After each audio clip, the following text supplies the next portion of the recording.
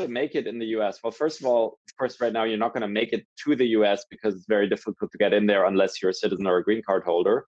But let's assume that changes next year and you can actually go to the US and build an amazing business there. So how do you do that?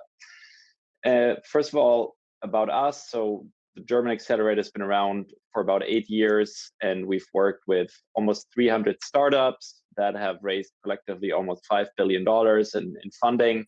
And we help them enter the country of choice, most of the time the US, but also now Southeast Asia. That's not a country, that's a region. And we do that with the support of the German Federal Ministry for Economic Affairs and Energy, also known as the BMWI. And they've been a strong partner since the beginning, and they enable German startups to participate in the program free of charge, which is great. So we are a pretty global business ourselves. We have offices in Munich, Berlin, Boston, New York, Silicon Valley, Southeast Asia. Southeast Asia is headquartered in Singapore. And we work with companies that want to go from Germany to any of these places. And we have different programs in the various locations in the US and in Southeast Asia. We have programs that focus on companies that want to really enter a market or understand the market and spend 3 months, usually, sometimes longer with us. In Asia, we also have a couple of programs that are called Next Step that are really about exploring a market before you even know whether you want to go into that market or not. And of course, in 2020, all our programs are running virtually, so lots of Zoom. All right, so what do we do? Well, we provide knowledge about the market they're going into. We have a network of workshop presenters who talk about anything from marketing, sales, business development, fundraising, etc. We make connections for the companies. That's the most important part of the program. When they come over to the US, or now virtually come over to the US, we can put them in touch with a lot of people who will open up their networks for them and teach them how to build something in the US. And we have a lot of experience doing this, so the network's pretty good, and we can also contribute our own knowledge. I personally now have worked with about 60 companies that have expanded to the US, ranging from hardware to software to mobile apps to food to drinks. So we have a lot of background in this, and then we can really contribute. And we also have built a benefits package where you get AWS credits and co-working spaces when that's a thing again, and many other things that are useful for you in your journey to the United States or to Asia. All right, now this is the slide I feel strongest about. Nice New York City picture on the left.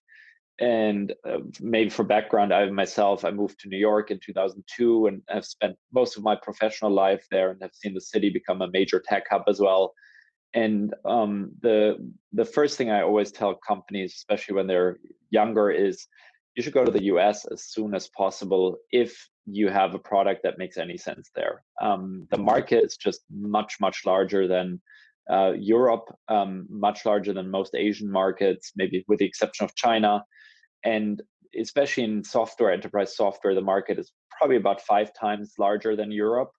And on the consumer side, the market is still 2 or 3 times larger because Americans love to consume. But also, the market is one homogeneous market. You don't have to produce, let's say you're a chocolate manufacturer. You don't have to label the chocolate for all the different languages in the EU and follow the different classification rules and deal with 20 local supermarkets. You go to the US, you have one language, one product, you go to Target and Walmart, and you're done. So it's easier to scale quickly.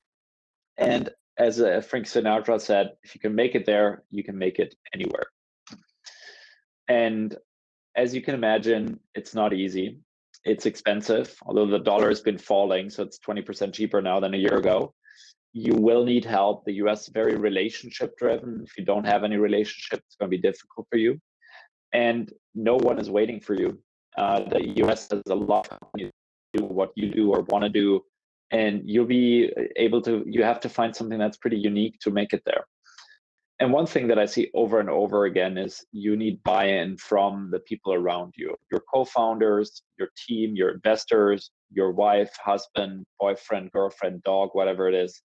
in order to really make it. We often see companies that come over and we find out later that their board doesn't want them to be there, or their wife, or someone in their close circle, and that always leads to conflict. So try to be aligned before you do this. And you may wonder, so where should I go in the US? Well, it depends a little bit on what you do. And I found this very pretty map here. I personally like the states in the middle that have steak. But if vegan meat is your thing, then probably California is your best bet. Aerospace is big in a couple of states. Manufacturing is still big in several states. Precious stones. So you name it, they've got it. It's just a very large place. And sometimes it's surprising which industries dominate a state. Actually, you can type the answer in the chat. Who knows which state has the hotel bet symbol there, the $20 billion. Next time you go there, first drink is on me. So yeah, there's plenty of states. Maine, for example, up top, fishing. But this is just an industrial view. Technology, of course, the biggest places to go are Silicon Valley, New York, Miami, Atlanta, and Austin nowadays. Elon Musk is supposedly. All right, how to do it? One or two founders ideally move to the US and really spend time there, hustling, meeting people. The US gives founders a big bonus in terms of getting meetings and in terms of letting them tell their story. The US is very founder friendly, and they like talking to the original folks who came up with the idea. And you can explore remotely, but we've seen this year. You can do a lot from abroad, but selling, especially building relationships, is tricky. What we don't like seeing is, because it doesn't work, to have companies send one or two interns or the junior manager you just hired. If that's all the commitment you have to go to the US or to Asia, then just stay home. If you don't want to commit senior resources to it and real money, then you shouldn't do it. The other thing that a lot of people try doing is what I would call helicopter expansion. You fly in from time to time. You hope to get a couple of meetings while you're there. Doesn't work. People want to know that you're physically there, and people want to do business with you only if you're there. Raising money in the US. So the most important thing about raising money in the US is the American investors, for the most part, want to invest in companies that are doing business in the US. So if you're doing revenue there, you have a chance of raising money. If you have some really cutting edge AI, SaaS, whatever it is, something that's very hot right now, blockchain AI climate, then you may be able to raise money from a US fund before you go over there, but it's not very frequent. Typically, if you think about going over and really move your business there, I would do it very early before you raise any money or before you raise any real money, or quite late. Because once you're Series B or later, then the VCs don't really care that much anymore. They'll invest in a German entity. In between, I would rather focus on raising money in Europe, because there's plenty of money in Europe now. And in the US, your chance of getting money is low unless you really have revenue there. And that's really it for the quick rundown. It's a great country to go to, and I do this because it's fun to work with startups and see them grow and expand. And happy to answer any questions that maybe arise. And my email address is on this slide. If you want to email me, Christian at German Accelerator, or you can find me on LinkedIn and all these other fun platforms. Thanks for listening. And if you don't want to talk to me, you can also talk to our startup scouts at startingup@germanaccelerator.com. All right, that's it. That was the presentation.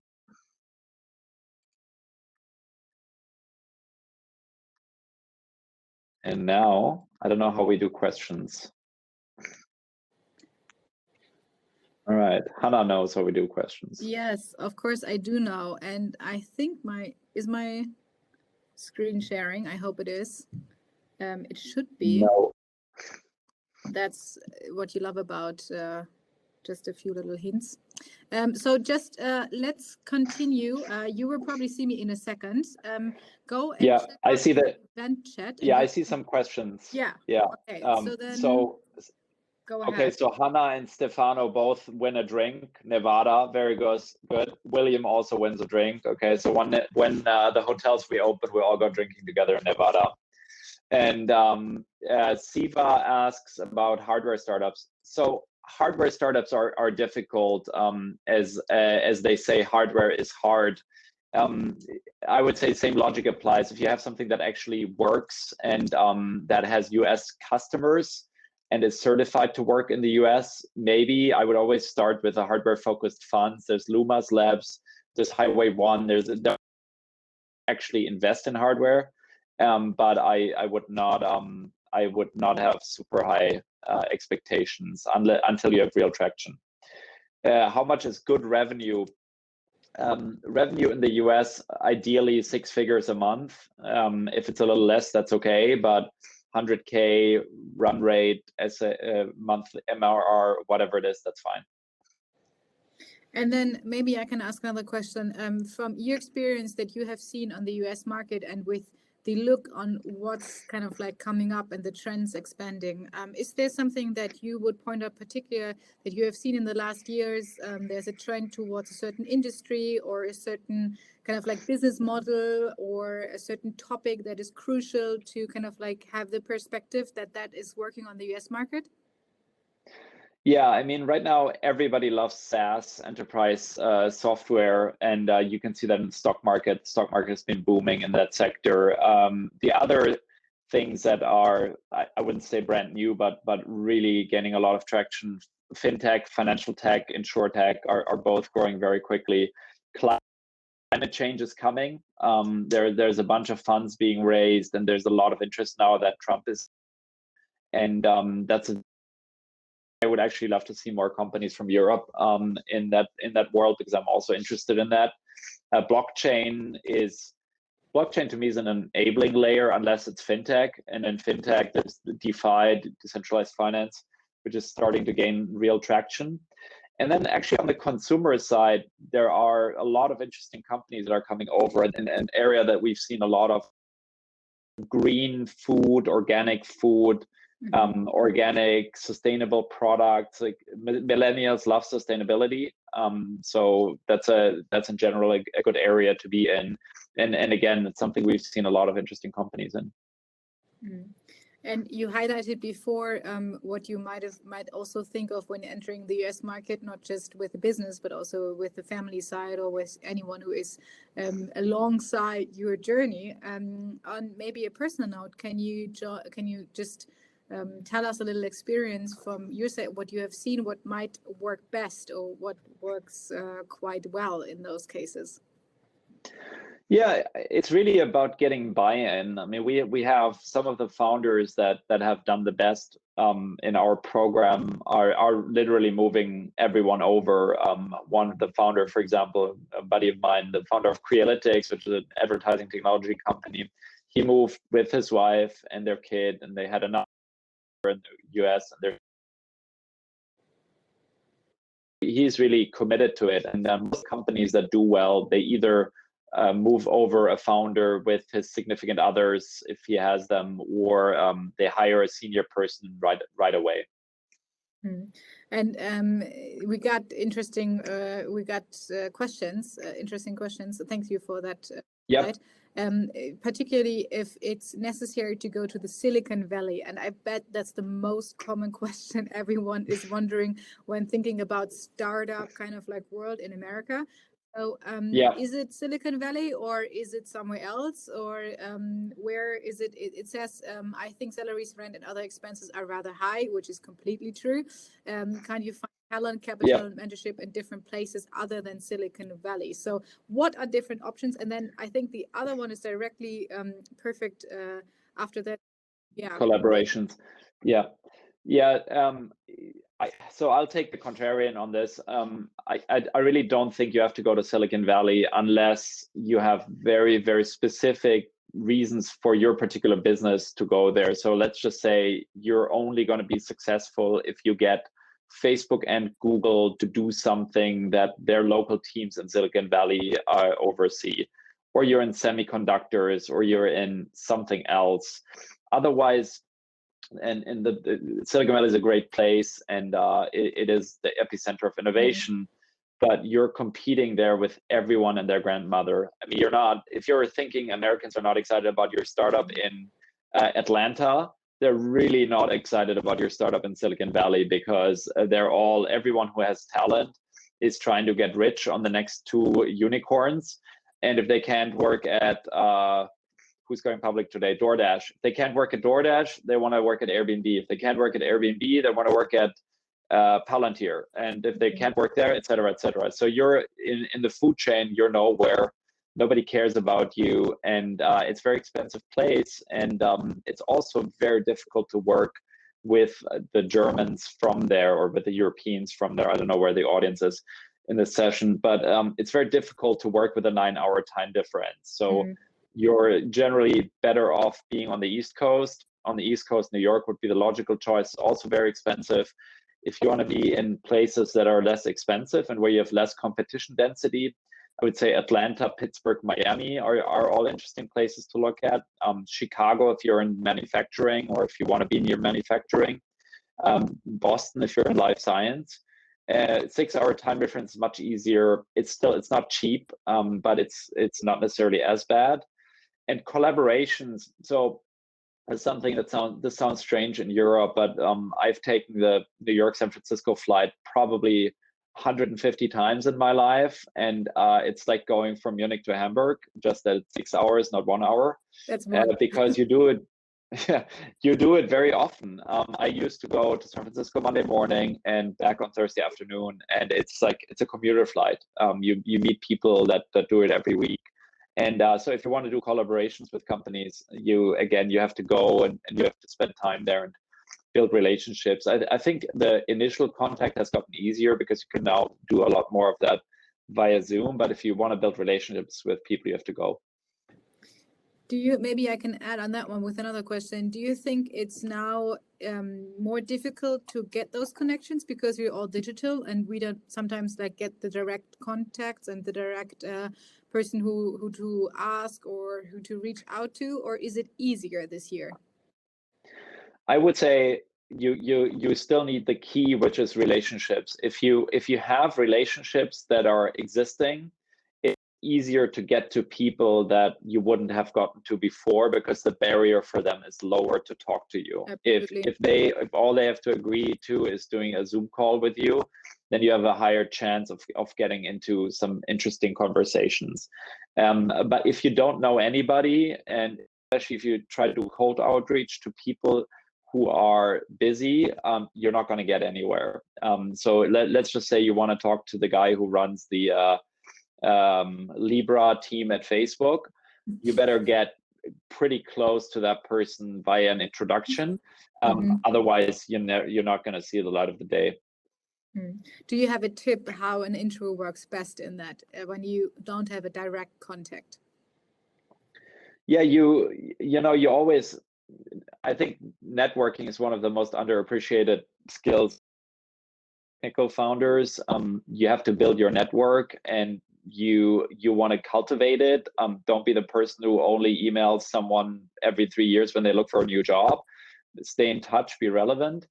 And in terms of getting to the right people, LinkedIn is wonderful for figuring out who knows whom, and just follow best practices. Like, don't spam people. I tend to do double opt-in introductions, meaning if they say Hannah wants to talk to Franziska, I'll ask Hannah and Franziska each whether they want to talk to each other, and if they both say yes, I'll make an introduction.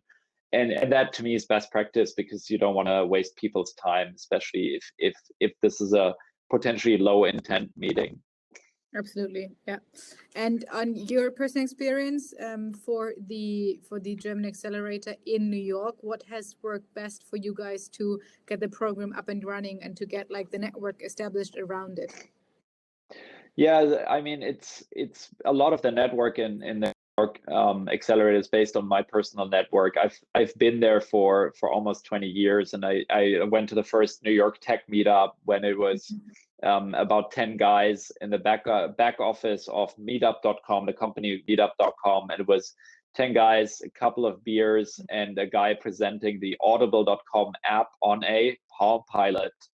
So that was quite a while ago, if anyone remembers the Palm Pilot. So the scene has really grown up. A lot of the people that are in New York have been there for a long time, and we kind of know each other. And through that network, we've been able to bring a lot of good people to our events and into our startups. And the majority, and many people are surprised by this, the vast majority of our mentors and contacts are Americans. Some have a connection to Germany, but many don't. They just do it because they like being part of the ecosystem and they like the free beer. Very, very German connection, the free beer, especially talking from Munich here. That's a very good one. So just to maybe give a last hint or maybe last tip from your perspective, what would you give all the startups or all the people who are watching right now and who are interested in the specific topic of the American market? What's your last hint? Yeah, focus on your business and understand your metrics. A lot of companies that I see that are not American are not metrics driven, and especially US investors, but also increasingly other investors really want to know, what are your conversion rates? What are your sales success metrics? You got to know those cold. If you run into an investor and let's say you're an enterprise software business and you don't know what your net revenue retention is, then you should go back and find out. So build a metrics driven business, try to take emotions out of it, and forget about the small European countries. No offense to Spain, which I love, or Austria or France or even the UK, which is leaving us. If you want to build a big business, go straight to the US from your home country and try whether you can make it there. If not, just stay home. If you can make it there, you can make it anywhere, right? That's right. Yeah, absolutely. So Christian, thank you very much for this session. If anyone else has now the last seconds to ask another question, I'm checking the chat, but I don't see any other than, unless a few comments, but you are very happily can look into the comments and can check whether there is something that we might missed, but I don't think so. I think we're good. I'm just going to put my email address into the chat. I was about to ask, how do we reach you? How can we actually get into the whole network group? Okay. The best is if you have a concrete ask, email me. If you just want to connect me on LinkedIn, or if you want to go back and forth, hit me on Twitter. Very good, very good. And William, yes. I mean, you get the So we're December 9th, 2021, Mandalay Bay Bar, 9 a.m. Oh, all right. We note that down. Probably a lot of other people will come, not just us, but it will be absolutely fine. 9 a.m. Right. Did you say a.m.? I guess it was p.m. Oh gosh. Vegas never sleeps. Vegas never sleeps. That's when you get back from the gambling. That's also Vegas. Absolutely right. Yeah, whole different world in the US, and I very, very much encourage everyone else still to look at the European market. But thank you very much, Christian, and hope you're welcome. Everyone else gets to network and ask other questions as well. Thank you for joining today, and see you soon. All right. Bye. Ciao. And for everyone who still wants to join the other sessions, this one will be closed in just a few minutes. And you can probably see the chat and see all the infos and copy the email address of Christian, and then hop on to the next session and just see you in a bit for our next topic. VCs invest in 1% of startups. They meet, so you better be the 1%. Hopefully you are in, and see you in just a bit.